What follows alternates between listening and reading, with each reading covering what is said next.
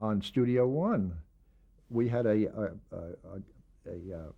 gun, a electronic gun that was triggered off of like a microphone, and the concussion would trigger off the gun. So what we had to do is we had to, like, say that they were going to use a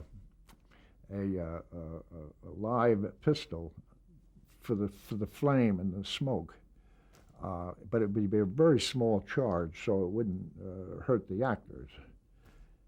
So you tune that electronic gun for the sound of that pistol. So you fire the pistol, and you turn the microphone so it was just loud enough to pick up this without picking up extraneous noises.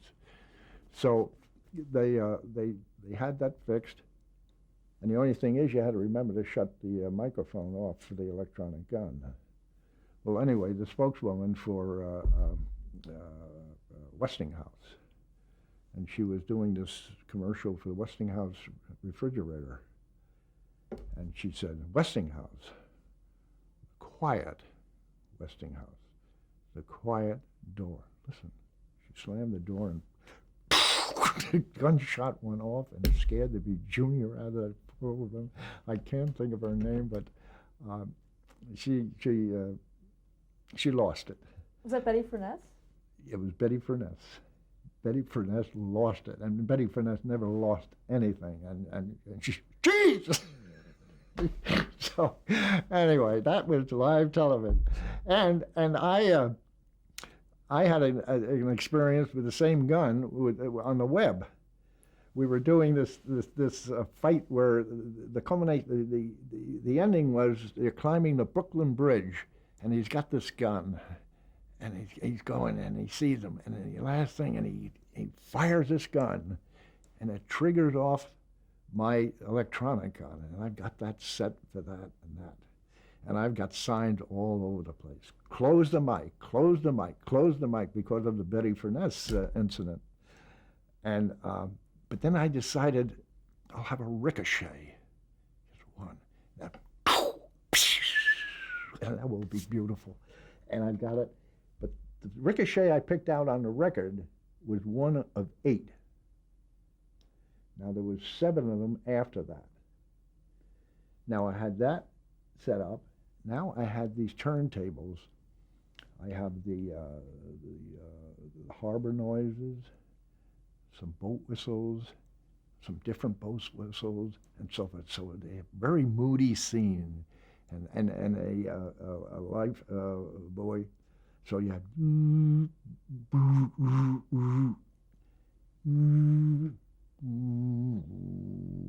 then that's all you're hearing, and he's climbing through the thing, and he sees him, and he fires, bang, pooh, boo! I said, I did it! I closed the mic, boo, boo, boo! The damn thing kept going, because I did, and I had all these records going, and I lost it. I didn't know which one to turn. I couldn't.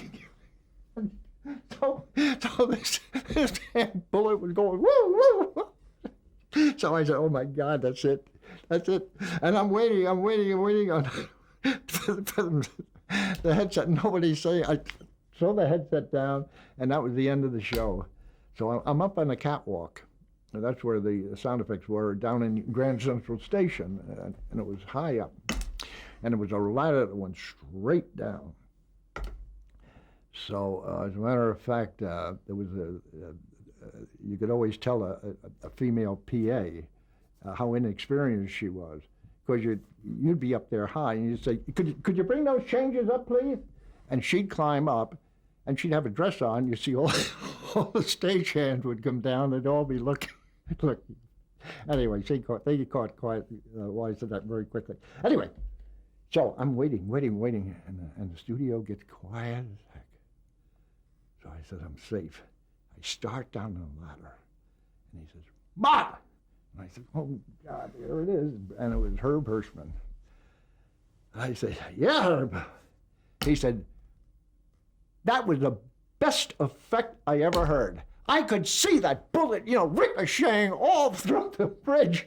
I said, I knew you'd like it, Herb. I said, sure. Anyway, so that was one incident, and I was doing the web, and Leela Swift was directing, and Brendan DeWild was the star, and he was on Broadway and a member of The Wedding, and he was supposed to have been kidnapped. So he's on this train, and so I got the train going, and the train whistles and all this kind of stuff. But I also had 6 turntables. So I had to have a crash, because Brandon DeWill, the finale of the thing is he grabs this lanyard and he yanks it, and the train comes to a stop. Screeching, baggage falling off the whole shot. But he also, earlier, about a page and a half earlier, he reaches up and they grab his hand and they bring it down. So we're doing the show and we're on air, and we get to that part, and the boy raises his hand, and as he does, Leela says, "Sound! Sound! Scround! Crash! Crash! Screech! Screech! Sound! Sound! Where the hell are you? Sound! Sound! Oh no! Oh no, baby! Baby! Baby! You saved me! You saved me! You saved me!" Because it was a false start. Now, I didn't know when she was saying that, had they cut the script? Had they cut this and gone right to the crash? And these are the things you did in live television. I mean, there was no asking. So I had to make up my mind that she was wrong, that it was going to be a page and a half later. And then she said, "Oh, you saved me, you saved me." And then when he did it again, then I gave the screeches and the thing and the steam and all that kind of stuff.